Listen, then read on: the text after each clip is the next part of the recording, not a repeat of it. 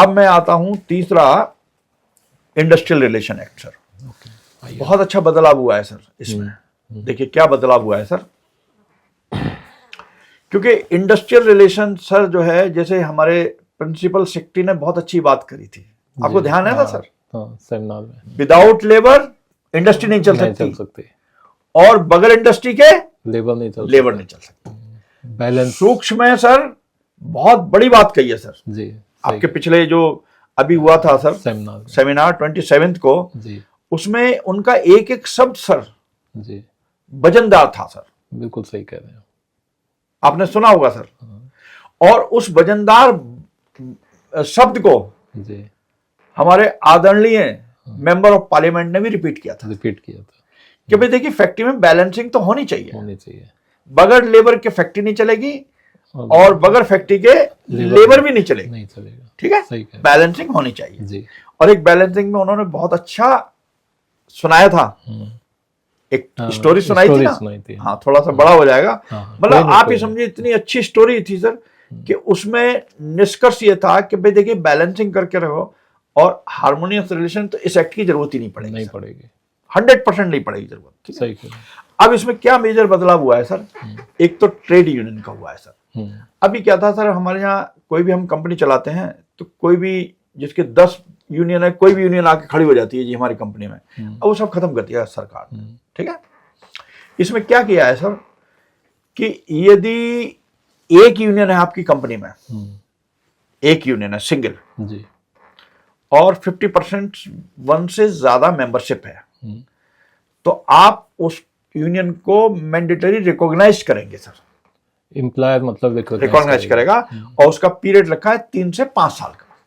51% of total membership workers की strength का। हाँ, उसमें एक्चुअली इसमें प्रोसीजर भी आया है सर जी। देखिए प्रोसीजर क्या है मैं आपको बताता हूँ। आप एम्प्लॉयर हैं, मैं यूनियन का लीडर हूं, आप कहेंगे ठीक है सर आप कर दीजिए अप्लाई, तो आपको एक एप्लीकेशन लगानी पड़ेगी मेरे यहाँ बीइंग ए एम्प्लॉयर आपके पास, और ट्रेड यूनियन का रजिस्ट्रेशन सर्टिफिकेट देना पड़ेगा, ठीक है सर, मेंबरशिप की लिस्ट देनी पड़ेगी, ठीक है। उसके बाद वो मेंबरशिप की लिस्ट में रूल में लिखा हुआ है सर, ये आप वेरीफाई कराएंगे अपने टाइम ऑफिस से या एचआर डिपार्टमेंट से कि भाई ये देखो जो ये हैं ये हमारी कंपनी के एम्प्लॉय हैं नहीं है, उसमें बाहर का कोई नहीं होगा सर, समझ गए, ठीक है।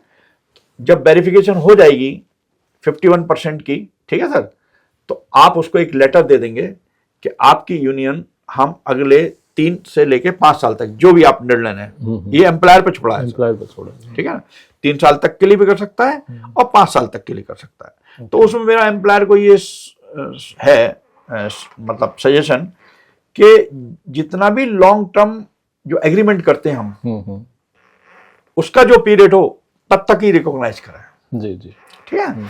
रिकॉग्नाइज कर लिया आपने, ठीक है। उसके बाद जो है जब कभी कोई आईआर की प्रॉब्लम आएगी तो आप उसी यूनियन से बात करेंगे बस, या लेबर कमिश्नर भी कंसिलेशन में भी हो जाएगा, ऐसा नहीं है वो तमाम दुनिया भर के बाहर के लोग जो है वो इन्वॉल्व नहीं होंगे, नहीं अलाउ ही नहीं किया सर। तो फिर ये जो C2 HMS और ये सब है, ये सर जो है केवल एफिलेशन है सर, एफिलेशन है सर, हाँ ये यूनियन एफिलेशन है सर बस केवल, क्योंकि जैसे C2 वाले भी पहुंचते हैं कंपनी में, अब नहीं पहुंच पाएंगे सर, अब नहीं पहुंच पाएंगे तो ये इसमें बहुत क्लियरली प्रावधान बनाया है सर। मैं आपको बताऊं, अब सर कभी स्थिति ऐसी भी हो सकती है कि वहां 4 यूनियन हो, जैसे आपने बताया C2 की हो सकती है, HMS की हो सकती है या इंटक की हो सकती है, ठीक है। उस कंडीशन में अगर 51 या 51% से ज्यादा है तो वो यूनियन कहलाएगी नेगोशिएटिंग यूनियन। नेगोशिएटिंग इसमें लिखा हुआ है सर सेक्शन 14 में, ठीक है सर, क्लियर लिखा हुआ है कि वो कहलाएगी नेगोशिएटिंग यूनियन, और आपने उसको रिकॉग्निशन दे दी। रिकॉग्निशन के बारे में थोड़ा सा मैं आपको बता दूं, हमारे आईडी एक्ट में या ट्रेड यूनियन एक्ट में कोई भी प्रावधान नहीं था रिकॉग्निशन का, केवल कुछ स्टेट में स्टेट एक्ट में था, जिसमें थे महाराष्ट्र, मध्य प्रदेश, वेस्ट बंगाल एंड राजस्थान और केरला भी था, ओके। उन्होंने स्टेट एक्ट बना रखे थे इंडस्ट्रियल रिलेशन को रेगुलेट करने के लिए कि भाई यूनियन की रिकॉग्निशन होनी चाहिए, और स्टेट में नहीं था, सेंट्रल एक्ट में भी नहीं था। अब ये प्रावधान रिकॉग्निशन का आ गया तो इससे आईआर थोड़ा सा इंप्रूव होगा, और आईआर इंप्रूव होगा तो उसका बेनिफिट किसको मिलता है सर? वर्कर्स को मिलता है। जब हमारी इंडस्ट्री सही चलेगी तो उसका बेनिफिट तो वर्कर्स को ही मिलना है ना सर। सही बात, ठीक है ना। और अगर रिपीटेडली स्ट्राइक होंगी, अनरेस्ट होगा, तो अल्टीमेटली जब इंडस्ट्री ढंग से नहीं चलेगी तो अल्टीमेटली वर्कर्स का ही होता है, नुकसान तो वर्कर का ही होता है, वर्कर का ही अल्टीमेटली। तो अल्टीमेटली ये बहुत बड़ा रिफॉर्म किया है सर। इस पे मैंने एक आर्टिकल भी लिखा है, आपको भी मैंने फॉरवर्ड किया है। जी जी। हिस्टोरिक रिफॉर्म किया है सर। अब सर एक कंडीशन ऐसी भी हो सकती है सर कि यदि मेरी कंपनी में 4 यूनियन है सर, हो सकता है 3 भी हो सकती है या 2 भी हो सकती है सर। ठीक है सर। तो उस मतलब जो एक तो 51% वाली है वो तो नेगोशिएटिंग यूनियन कहलाएगी सर, रिकॉग्नाइज कर दिया। उसके अलावा जो है वो अगर 4 यूनियन है मान लो सपोज, फॉर एग्जाम्पल जी, 4 यूनियन में ये देखा जाएगा कि उनका एक्चुअली मेंबरशिप की परसेंटेज क्या है सर। यदि 20% से कम है तो वो निल है यूनियन, वो निल है। 20% से ज्यादा है तो वहां से एक व्यक्ति नॉमिनेट करेगा वो यूनियन, दूसरी यूनियन 20% से ज्यादा है वो भी नॉमिनेट कर देगा, तीसरी यूनियन में नहीं है सर बाय द वे। ठीक है। चौथी यूनियन में भी 20 से ज्यादा है तो एक एक आदमी लिया तो 3 यूनियन को गए, तो वो एक्चुअली निगोशिएटिंग काउंसिल कहलाएगी सर। इसका मतलब है जब भी आईआर की कोई प्रॉब्लम आएगी या कोई भी डिस्कशन होगा तो वो तीनों को बुलाया जाएगा। 3 यूनियन को बुलाया जाएगा, चौथे को नहीं, यूनियन तीनों के प्रतिनिधियों को बुलाया एक एक को, ये नहीं है पूरे इकट्ठे होके। हाँ, वो समझ गए, प्रतिनिधि को बुलाया जाएगा। और वो तीनों मिलके एम्प्लॉयर को एप्लीकेशन देंगे कि सर हमारी 20% से ज्यादा है, ये मेंबरशिप है, ये हमारा रजिस्ट्रेशन है। दूसरी यूनियन ने भी अपना रजिस्ट्रेशन है, वो एम्प्लॉयर वेरीफाई भी करेगा अपने रिकॉर्ड से, और अगर वास्तव में वो सत्य पाता है तो वो एक निगोशिएटिंग काउंसिल बना के और उनको अथॉरिटी दे देगा और नोटिस बोर्ड पे लगा देगा कि आज की डेट से। अच्छा, वो जो यूनियन बनी है वो यूनियन वो भी करेंगी, क्या नाम है वो, एचएमएस से उससे रिकॉग्नाइज एफिलिएशन अलग है सर।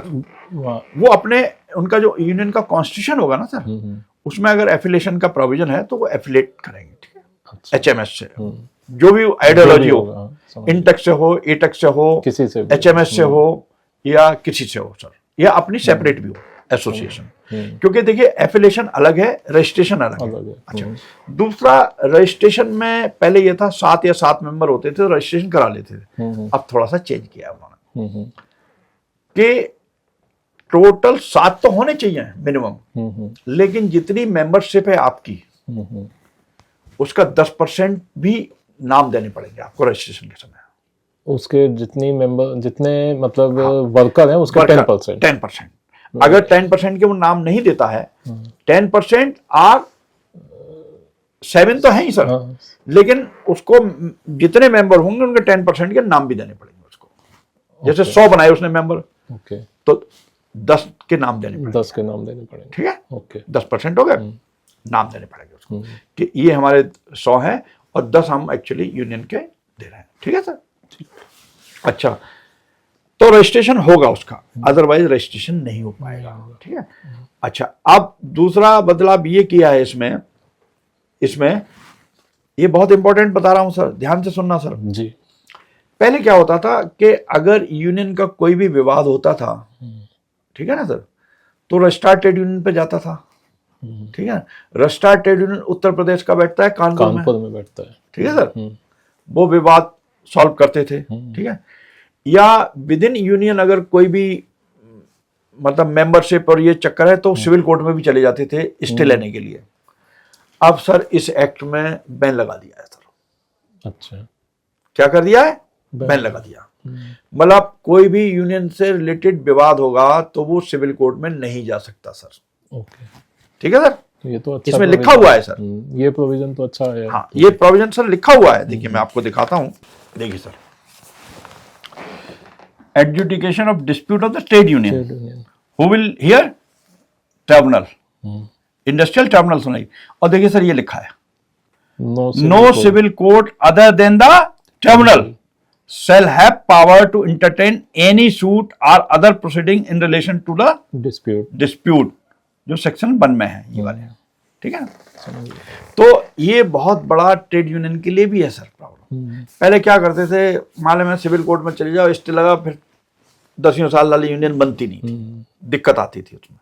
अब सर ऐसा नहीं होगा, उसको एक्चुअली ट्रिब्यूनल में जाना पड़ेगा सर, ठीक है। तो ये बदलाव यूनियन के लिए अच्छा है नहीं है सर, बहुत अच्छा रिफॉर्म है सर, ठीक है। तो ये सारा एक्चुअली काफी बदलाव किया है सर इसमें। देखिए फिक्स टर्म जो एम्प्लॉय है, ये सर भारत सरकार ने एक नई कैटेगरी ऑफ एम्प्लॉय ऐड किया सर।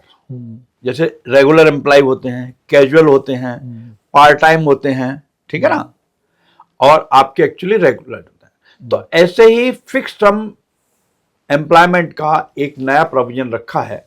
पहले हमारे था इससे पहले, लेकिन अब इसको स्पेसिफिकली डिजाइन कर दिया गया है, लेजिस्लेट कर दिया गया है, जिससे कि डिस्प्यूट ना बढ़े।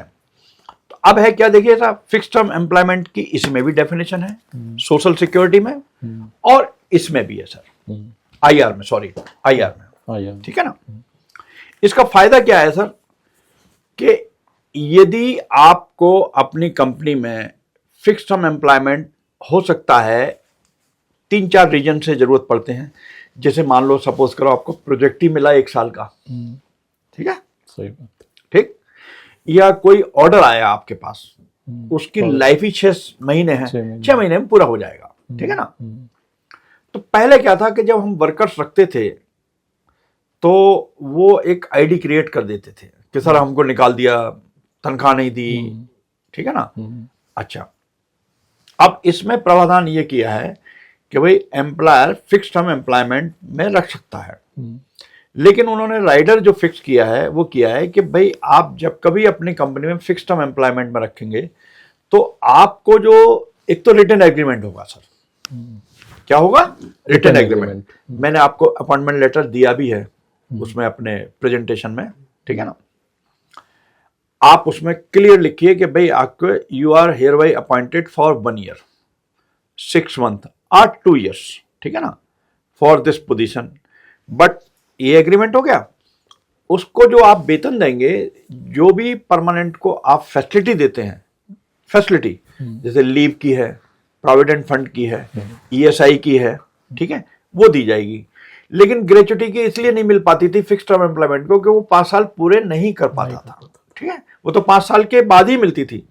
तो एक नया एक्चुअली राइडर ये फिक्स किया है कि यदि आपने 1 साल से ज्यादा कंप्लीट कर लिया है तो आपको ग्रेचुटी दी जाएगी। अब इसमें थोड़ा सा डिफरेंस इन्होंने ये कर दिया है एक्ट में। इंडस्ट्रियल रिलेशन में तो लिखा है 1 साल का सर, लेकिन इसमें लिखा है प्रोडेटा, 1 साल की बात नहीं है इसमें सर।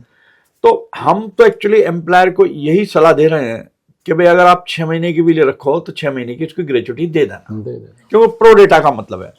लेकिन अभी एक्चुअली रूल्स में उन्होंने क्लियर किया है दोबारा इस सोशल सिक्योरिटी में कि 1 साल के बाद ही लागू होगा, ठीक है। तो या तो 1 साल के बाद दे दीजिए आप, ठीक है ना।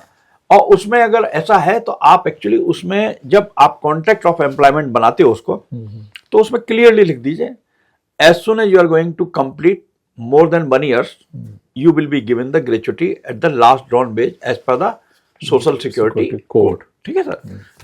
ये कितना अच्छा बदलाव किया है सर।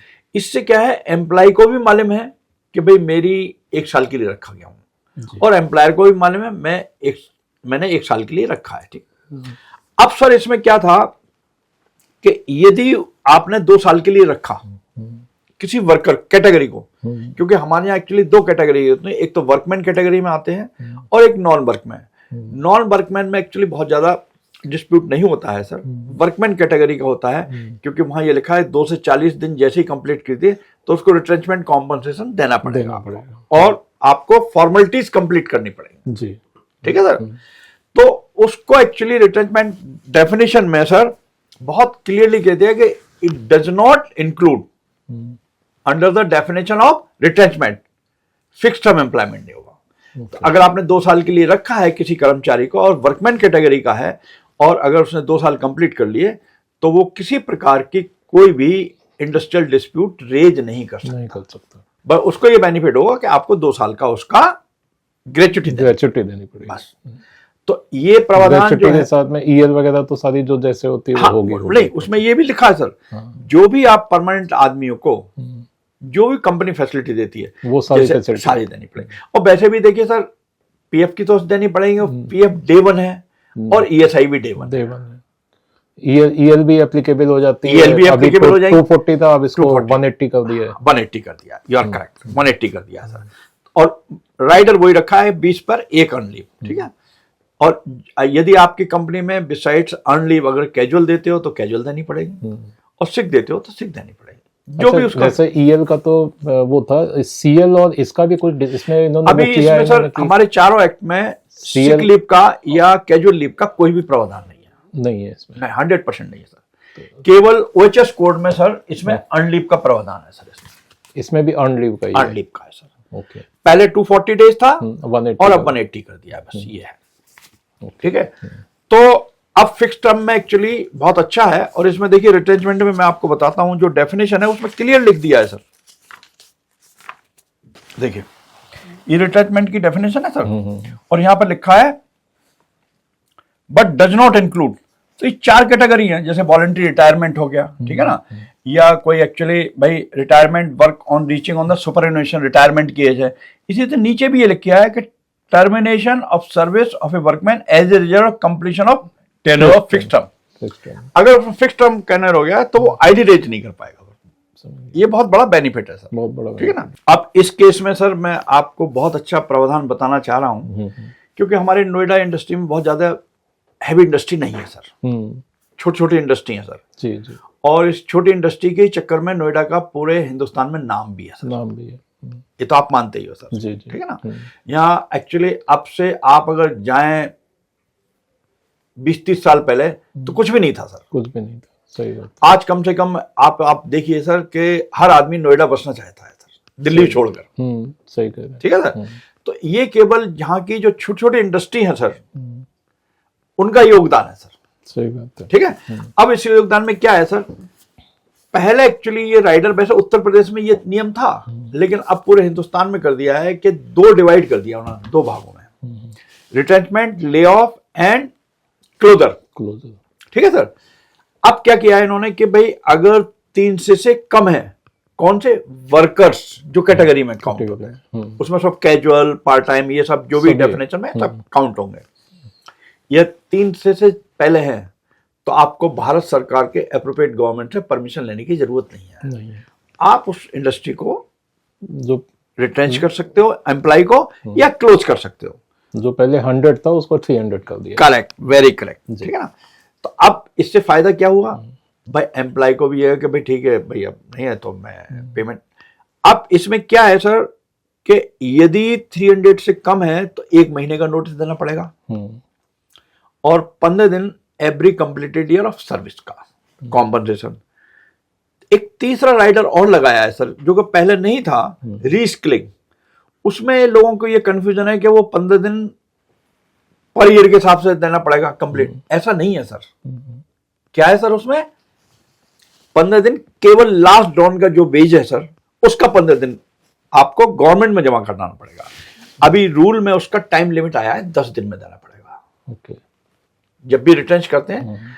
तो मैं एम्प्लॉयर को ये बताना चाहता हूं और कंसल्टेंट को, इसमें 3 राइडर का ध्यान रखें सर, वो अदरवाइज वो रिट्रेंचमेंट ऑर्डर चैलेंज हो सकता है।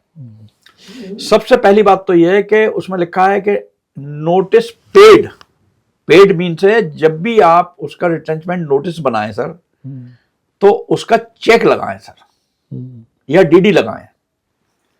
15 दिन का जो कॉम्पनसेशन है उसका भी डीडी लगाएंगे, और रीस्किलिंग जो फंड है उसका आपको 10 दिन का टाइम मिलेगा। बकायदा उसके नाम से जमा होगा, लेटर में लिखा जाएगा कि actually I have retrench such and such employ who has completed this year, we have already paid 1 month notice pay and compensation, and we are also paying 50 days reskilling fund to the government। अच्छा, ये 15 days per year है? Per year नहीं है sir, 15 days है, only only 15 days है sir. Retrenchment. ये confusion है लोगों का, अच्छा। 15 डेज पर ईयर। नो, अच्छा, ये री स्किलिंग और इसमें भी लोग कंफ्यूज है, री स्किलिंग को लोग रिट्रेंचमेंट में नो नो वो नो, कर रहे हैं। एक्चुअली पहले रिटेंचमेंट में क्या होता था सर, केवल नोटिस पे और रिटेंचमेंट कॉम्पनसेशन दे देते थे सर। वो तो कंटिन्यू रखा है गवर्नमेंट ने। एक रीसीलिंग फंड 15 दिन का last drawn wage, average page है जो भी है उसकी, वो और देना पड़ेगा सर, ठीक है। अब कुछ इंडस्ट्री ऐसी हैं जो 300 से ज्यादा है सर, उसमें नोटिस पे लगाया 3 महीने का, ठीक है, और कॉम्पनसेशन 15 दिन का और रीस्किलिंग। लेकिन उसमें सर एक कंडीशन ये है कि परमिशन लेनी पड़ेगी, परमिशन देनी पड़ेगी। और परमिशन अगर 60 डेज में गवर्नमेंट को प्रोवाइड भी कर सकती है, रिजेक्ट भी कर सकती है। और यदि 60 डेज में नहीं दिया तो it is called deemed permission. Okay, ये प्रोविजन है, ठीक है। इसी सेम प्रोविजन क्लोजर में रखे हैं सर, ठीक है। तो ये प्रावधान इसलिए अच्छे हैं सर, उससे लिटिगेशन कम होगा सर, कम होगा लिटिगेशन, ठीक है ना, और हमारी इंडस्ट्री ग्रो करेंगी। एक्चुअली सबसे बड़ी प्रॉब्लम ये होती है कि जब एम्प्लॉय को कम्युनिकेशन होगा क्लियर कि भाई इसमें मैं कोई रिलीफ मेरे को मिल ही नहीं सकता सर, तो फिर वो एक्चुअली ज्यादा लिटिगेशन में नहीं जाएगा, लिटिगेशन में नहीं जाएगा, ठीक है ना। सही बात। तो ये प्रावधान बहुत अच्छा सर चेंज किया है, बहुत अच्छा चेंज किया। अब सर मैं आता हूं मैकेनिज्म, मतलब एडजुडिकेशन पे, ठीक है। एडजुडिकेशन में क्या किया था सर, एक आपको मालूम है हमारे यहाँ कंसिलेशन प्रोसीडिंग होता है, वर्क्स कमेटी है और जीआरसी है, ग्रीवांस कमेटी, साथ में लेबर कोर्ट भी है, फिर इंडस्ट्रियल ट्रिब्यूनल भी है और फिर नेशनल ट्रिब्यूनल है, ठीक है। इन सब चीजों को इन्होंने और एक कोर्ट ऑफ इंक्वायरी भी थी सर, ठीक है ना। तो अब एक्चुअली क्या किया है, एक तो इन्होंने रखा है सर वर्क्स कमेटी, जिस इंडस्ट्री में 100 या 100 से ज्यादा है वहां आपको वर्क्स कमेटी बनानी पड़ेगी, ठीक है। Works committee actually day to day आपको कोई प्रॉब्लम हो, अगर कंपनी में यूनियन नहीं है बाय द वे, तो वो एक्चुअली हेल्पफुल रहती है हमेशा, ठीक है जी जी। और जीआरसी में ये क्या है, ग्रीवांस रिडरेसल कमेटी, यदि किसी भी ऑर्गेनाइजेशन में 20 या 20 से ज्यादा है तो आपको बनानी पड़ेगी, और उसमें अप टू 10 मेंबर्स, इससे ज्यादा नहीं, 6 और 10 के बीच में आप बना सकते हैं। और उसमें आपको एक्चुअली जो भी ग्रीवांसेस होंगी डे टू डे की, वो एक्चुअली उसमें रखेगा, और उसके अगर वो सेटिस्फाई नहीं होता है तो as per the provision of law वो कंसिलेशन में भी जा सकता है या फिर डायरेक्ट इंडस्ट्रियल ट्रिब्यूनल में, ठीक है। अब देखिए सर, लेबर कोर्ट को खत्म कर दिया इन्होंने, लेबर कोर्ट को मर्ज कर दिया। दूसरा चेंज ये क्या है, आपने देखा होगा इंडस्ट्रियल ट्रिब्यूनल में, लेबर ट्रिब्यूनल में एक जज होता था सर, डबल बेंच। अब इन्होंने डबल बेंच किए, लेकिन डबल बेंच सारे केस नहीं सुनेगा, उसमें 5 टाइप के केस ही सुनेगा वो डबल बेंच, जैसे टर्मिनेशन के, स्टैंडिंग ऑर्डर के हैं, ट्रेड यूनियन डिस्प्यूट है, ये उसमें लिखा हुआ है सर, ठीक है ना। 5 टाइप के एक्चुअली केस डबल बेंच सुनेगी, बाकी अदर जो है इंडस्ट्रियल डिस्प्यूट जो है वो सिंगल बेंच, ठीक है। प्रोविडेंट फंड का भी सिंगल सुना जाएगा, ठीक है, ठीक। तो ये बदलाव हुआ है सर। तो ये बदलाव क्या कम है सर? अच्छा, अब एक बहुत इंपॉर्टेंट मैं आपको बात बताता हूँ सर। एम्प्लॉय या एम्प्लॉयर कंसिलेशन बोर्ड में कोई जा सकता है, ठीक है ना। तो पहले कंसिलेशन प्रोसीडिंग चलती थी 1-2 साल, अब इनका टाइम लिमिट कर दिया, 45 दिन है बस सर। 45 डे में आपको क्लोज करना पड़ेगा। और एक होता था जब वो क्लोज कर देंगे उसके बाद रेफरेंस ऑर्डर गवर्नमेंट को भेजता था, वो भी खत्म कर दिया सर। ओके, रेफरेंस अब नहीं होगा सर। अच्छा, एम्प्लॉय को एक्चुअली पावर दे दी है कि वो डायरेक्ट एक्चुअली लेबर कोर्ट में जा सकता है, वो सॉरी इंडस्ट्रियल ट्रिब्यूनल में जा सकता है। और लिमिटेशन एक्चुअली फिक्स कर दी है उसकी, ओके, ठीक है ना, कि उसके बाद उसका डिस्प्यूट नहीं सुना जाएगा 2 साल का, ठीक है सर, 2 इयर्स का। पहले 10-10 साल 20-20 साल के केस आ जाते थे तो लेबर कोर्ट सुन लेती, वो इंडस्ट्रियल ट्रिब्यूनल लेबर कोर्ट सुन लेती, अब नहीं सुनेगी सर, ठीक है। और नेशनल ट्रिब्यूनल हमारे यहाँ पूरे हिंदुस्तान में, हमारे भारत में 2 ही जगह है, एक है बॉम्बे में, एक है कलकत्ता में। अगर कोई इश्यू होता है रिलेटेड तो इंडस्ट्रियल ट्रिब्यूनल उस केस को वहां भी रेफर कर सकती है नेशनल ट्रिब्यूनल में। अच्छा, अब इसमें 2 एक होंगे, एक जो मेंबर होगा वो जुडिशियल बैकग्राउंड का होगा, ठीक है सर, और एक होगा technical member. Technical member not below the rank of the joint secretary, okay, उसको उसको अपॉइंट किया जाएगा, ठीक है ना। और इन दोनों में भी अगर कोई डिफरेंस होगा, मतभेद हो सकता है जजमेंट में, बिल्कुल, तो वह दूसरे इंडस्ट्रियल टर्मिनल को रेफर कर देंगे, वो लोग डिसाइड करेंगे। ठीक है, तो ये प्रावधान बहुत अच्छा बनाया है सर। ट्रेड डिस्प्यूट भी ये देखेंगे, सब कुछ देखेंगे। तो इसमें बहुत अच्छा रिफॉर्म किया है गवर्नमेंट ने। ठीक है, पहले ये होता था कोई टर्मिनल में जाए, लेबर कोर्ट में जाए तो बड़ा दिक्कत रहती थी। ठीक है सर, सही बात। तो ये बहुत अच्छा प्रावधान किया है। अब सर दूसरा मैं आपको इसमें और बताता हूं जी, इंडस्ट्रियल रिलेशन में। अब मैं लेता हूं सर स्टैंडिंग ऑर्डर का। ठीक है सर, स्टैंडिंग ऑर्डर में क्या था सर, हमारे यहाँ एक्चुअली राइडर है कि कहीं है 100 का है, कहीं 200 का है, कहीं 50 का भी है सर, किसी स्टेट या यूपी में 20 का भी है। हाँ ठीक है सर।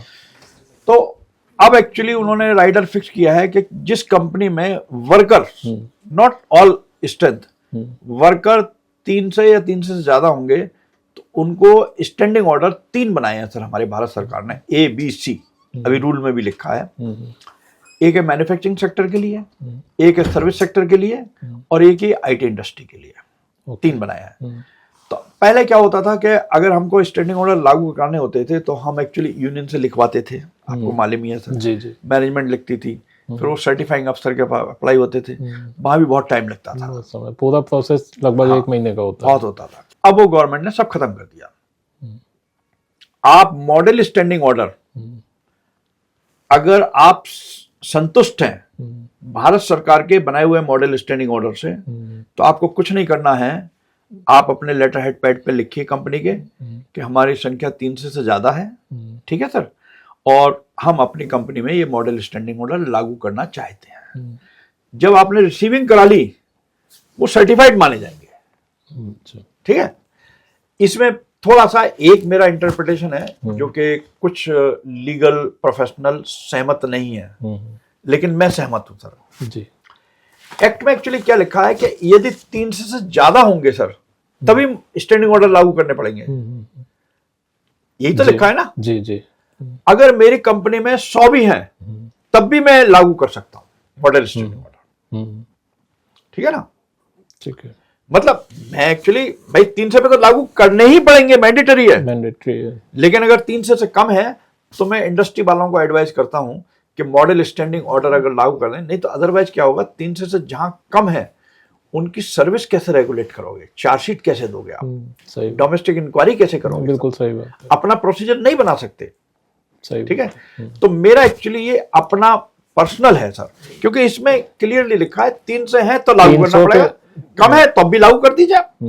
वायलेशन तो नहीं है ना सर, आप बताओ है वायलेशन? नहीं, कोई इसमें हमारे ख्याल से ये रहेगा कि अगर 300 से कम है तो जो मॉडल स्टैंडिंग ऑर्डर है वो तो एप्लीकेबल होगा ही होगा, और अगर मान लीजिए 300 से ऊपर है तो उस केस में इन्फॉर्म करना पड़ेगा, और अगर आप कोई अमेंड करते हैं अदर देन वो राइट तो आपको फिर पास कराना पड़ेगा। ठीक है सर, तब आपको पास करना, बिल्कुल सही कहा आपने। इसमें एक और है सर कि ऐसा तो नहीं है कि ये एक्ट आ गया उससे पहले हमारे यहाँ स्टैंडिंग ऑर्डर थे ही नहीं। इसमें ये प्रावधान लिखा हुआ है सर कि वो भी स्टैंडिंग ऑर्डर अगर किसी कंपनी के हैं वो लागू रहेंगे जी, लेकिन उसको री एग्जामिन ये करना पड़ेगा कि जो मॉडल स्टैंडिंग ऑर्डर बनाए हैं या इसमें जो शेड्यूल दिया है सर उसके हिसाब से अगर वो मॉडल स्टैंडिंग ऑर्डर हैं आपके जो सर्टिफाइड स्टैंडिंग ऑर्डर तो वो लागू रहेंगे। वो उसको बेंचमार्क उसके हिसाब से मैच करने पड़ेंगे। ठीक है, तो ये इसमें स्टैंडिंग ऑर्डर का हो गया। तो ये भी सर बड़ा अच्छा प्रावधान है। पहले एक्चुअली यूनियन से लिखवाओ, ये करो, और मैं आपको बताऊं जो मॉडल स्टैंडिंग ऑर्डर भारत सरकार ने बनाए हैं वो मोर देन अनफ। ठीक है सर, सारे मिसकंडक्ट उसमें कवर हैं। ठीक है सर, सारी सर्विस कंडीशन कवर हैं। ठीक है, तो उसमें कोई दिक्कत ही नहीं है सर। अब आ जाइए सर आपके स्ट्राइक में सर, लॉकआउट में। देखिए पहले एक्चुअली हमारे जो आईडी एक्ट में था कि हमको 14 डेज का जो नोटिस देना पड़ता था वो केवल पब्लिक यूटिलिटी की परिभाषा में जो कंपनी आती थी उसमें मैंडेटरी था। अदरवाइज क्या था कि एक्चुअली जो मर्जी हो वो स्ट्राइक कर देता था, बंद कर दो। ठीक है ना, सही बात है। ठीक है, लेकिन अब ऐसा नहीं हो पाएगा सर। तो ये प्रावधान सर वर्कर के लिए भी अच्छा है और एम्प्लॉयर के लिए भी अच्छा है सर। आपको किसी प्रकार की कोई भी इंडस्ट्री हो सर, आपको 14 दिन का पहले एडवांस नोटिस देना पड़ेगा। किसके लिए? लॉकआउट के लिए भी और स्ट्राइक के लिए स्ट्राइक भी। के लिए भी। पहले लॉकआउट भी जब मर्जी हो तब बंद कर देते, अब लिक्विडिटी में तो हमको करना पड़ता था। तो अब एक्चुअली एम्प्लॉयर भी इसमें बन गया है और एम्प्लॉय भी बन गया है सर। 14 दिन का आप नोटिस दीजिए, हो सकता है 14 दिन के अंदर बगैर फैक्ट्री को डिस्टर्ब किए कोई समाधान निकला है। सही बात। ठीक है ना, नहीं तो कंसिलेशन में आप चले जाएंगे। ठीक है, कंसिलेशन में निकल जाएगा, क्योंकि ये जो एक्ट बनाया है वो समाधान की तरफ ज्यादा है सर। जी जी। देखिए, पहले इस एक्ट का नाम था इंडस्ट्रियल डिस्प्यूट एक्ट, अब अब हो गया इंडस्ट्रियल रिलेशन सर। क्या हो गया? Industrial relation। मतलब आपको रिलेशन बना के काम करिए सर। ठीक है ना, आईटी को इसमें सर IR कर मैं दिया। जो हमारे माननीय चीफ सेक्रेटरी हैं सर, जिनको आपने चीफ गेस्ट बुलाया था जी सर, उनकी स्पीच जो है एक एक शब्द, ठीक है ना, प्रिंसिपल सेक्रेटरी साहब। महत्वपूर्ण है सर। सही कह रहे हैं। मतलब काफी योग्य आदमी है सर, नहीं नहीं, वो तो मेरे हिसाब से तो। बिल्कुल सही कह रहे हैं। बहुत योग्य है। बिल्कुल सही कह रहे और सर एक उनके बारे में और बताना चाहता हूं सर, हैं। जी किसी प्रकार का कोई ईगो नहीं था सर, हाँ, नहीं था। सही कह रहे हैं। किसी प्रकार का कोई ईगो नहीं सर। नहीं नहीं, बहुत ही सिंपल, बहुत ही बहुत ही सिंपल। सिंपल। हाँ। ठीक है, तो अब सर इसमें मैंने आपको स्ट्राइक और लॉकआउट के बारे में बता दिया। जो प्रावधान चेंज हुआ है 14 डेज का आपको नोटिस देना पड़ेगा। ठीक है, अच्छा अब जो है सर इसमें थोड़ा सा जो दिक्कत है सर, वो मैंने पहले भी कहा था, जी जी जी। फाइन्स बहुत ज्यादा है सर। हाँ, फाइन्स का फाइन बहुत ज्यादा है सर। हाँ, ठीक है, फाइन बहुत वो ज्यादा है। थोड़ा सा स्लाइटली सर, जो पहले 1000, 2000, अब 5000, तो सर लाखों में है सर, लाखों में कर लाखों दिया में उसको। फाइन है। लाखों में फाइन। ठीक है, हाँ। ये थोड़ा सा स्लाइटली हाँ। दिक्कत है। हाँ। बाकी अदरवाइज एक्चुअली इस IR एक्ट से सर मैं आपको बताऊं, जी मेरी अपनी अनुमान है कि इंडस्ट्री बाहर की बहुत आएंगी सर, बाहर की इंडस्ट्री बहुत आएंगी सर। जी जी।